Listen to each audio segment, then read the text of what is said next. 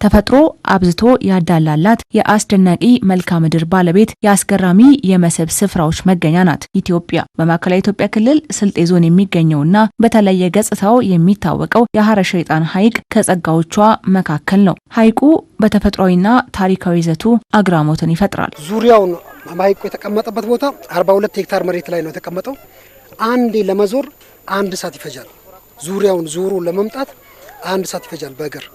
ወደ ውስጥ ወደ 200 ሜትር ርቀት ላይ ይገኛል። ወደ ውስጥ ለመግኘት ውሃውን ለመንካት ውሃው ስታዩት ከለሩን ይቀያየራል። ነገር ግን ውስጥ ስትገቡ ደግሞ ንጹህ ውሃ ነው። በእጅ ሲነካ ንጹህ ውሃ ነው። ቅድም እዚህ ጋር በሃይላንድ ተቀርቶ ጭምር ብዙ መጋቢ ጸበሎች አሉ። ነገር ግን ውሃው በየአመቱ በክረምትም በጋም ላይ አይቀንስም አይጨምርም። የስልጤ ቡታጅራ ጂኦ ፓርክ አካል የሆነው የሐረ ሸይጣን ሐይቅ ለበርካታ መስህቦች መጋቢ ነው። አንዱ የሚለየው ከሌላው ቦታ አንዱ ስልጤ ጂኦ ፓርክ ስልጤ ቡታጅራ ጂኦ ፓርክ አካል ነው። ከዚህ አካል ደግሞ 3 መጋቢ የቱሪስት መስህቦች አሉ እዚህ አካባቢ ላይ። በስተሰሜን አይናጌ ዋሻ አለ። አይናጌ ዋሻ ደግሞ በራሱ ታሪካዊ ይዘት ያለው ድንቅ ዋሻ ነው።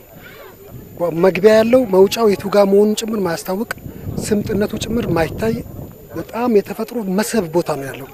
ከሱ ከሐረ ሸይጣን እስከ አይናጌ ዋሻ ርቀት 3 ኪሎ ሜትር ርቀት ላይ ነው። በስተ ምዕራብ ደግሞ ትንሹ አይባ ሐይቅ የሚባል ስልጤ ዞን ላይ በምስራቅ ስልጤ ወረዳ የሚገኝ መስህብ አንዱ መስህብ ነው። በስልጤ ወረዳ ደግሞ ከዚህ ሐረ ሸይጣን በቅርብ ርቀት ላይ ያለው አሹቴ ፍልውሃ የሚባሉ በጣም ለቱሪስት ምቹ የሆነ ቦታ ነው። ኢትዮጵያ ያሏትን ጸጋዎች መንዝሮ ለመጠቀም እንዲቻል ለቱሪዝም ዘርፍ ትኩረት በመስጠት ማልማት ጀምራለች። ታዲያ የሐረ ሸይጣን ሐይቅን ጸጋ በአግባቡ ለመቋደስ የሚያስችሉ ስራዎች ትኩረት ተሰጥቷቸዋል። ለቱሪስት አይን ማረፊያ መሆን የሚችል መስህብ ነው።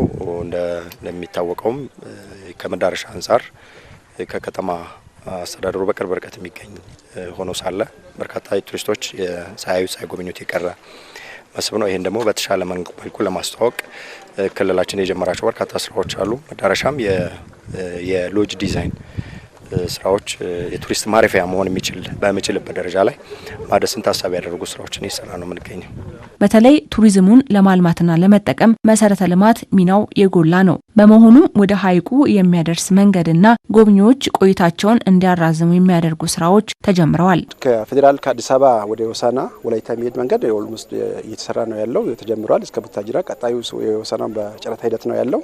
ሁለተኛ ሌሎች አካባቢዎችም ላይ በተመሳሳይ ወደ መስህብ መዳረሻ መንገዶች እየተሰሩ ነው ያሉት በተለያየ አቅጣጫ ማለት ነው። ከሐረ ሸይጣን አንጻር የዲዛይን ያሰርተናል። በተጠና መንገድ ነው እንዲህ አይነት መስህቦች መልማት ያለባቸው። ዝም ብለ ለባለሀብት ቢሰጥም መሬት ከመያዝ ጋር ብቻ እንዳያይዝ የገቨርንመንት ኢንተርቬንሽን አፕሮች ሊኖረን ይገባል የሚል ነገር ተከትለን እኛ ራሳችን ዲዛይን ኦልሞስት አሰርተናል። ከዛ ይህንን ለባለሀብቶች የማስተላለፍ ስራ ነው የምንሰራው ማለት ነው። እንዲሁም በአካባቢው የተወረሩ መሬቶች ነጻ ተደርገው ባለሀብቶች እንዲያለሙ ክፍት እየተደረገ ሲሆን፣ በሌላ በኩል በአካባቢው ሎጅ ለመገንባት ዝግጅት ተጠናቋል። የወጣቶችን እና በተለይ አብዛኛው የማሱ መጠቀም የሚችለውን የኮሚኒቲ ሎጅን ግንባታ ስራ ነው የሚጀምረው። እሱም ያው ዲዛይኑ ተሰርቷል።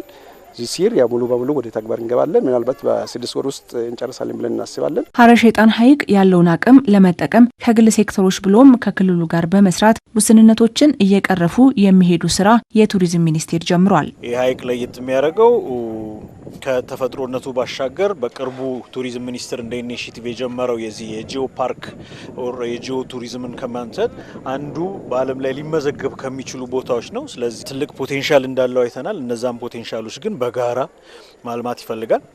በሰፊው ሊሰራበት የሚፈልገው እንግዲህ ቱሪዝም መንግስት ይመራውና ፕራይቬቱ ሊድ የሚያደርገው ነው።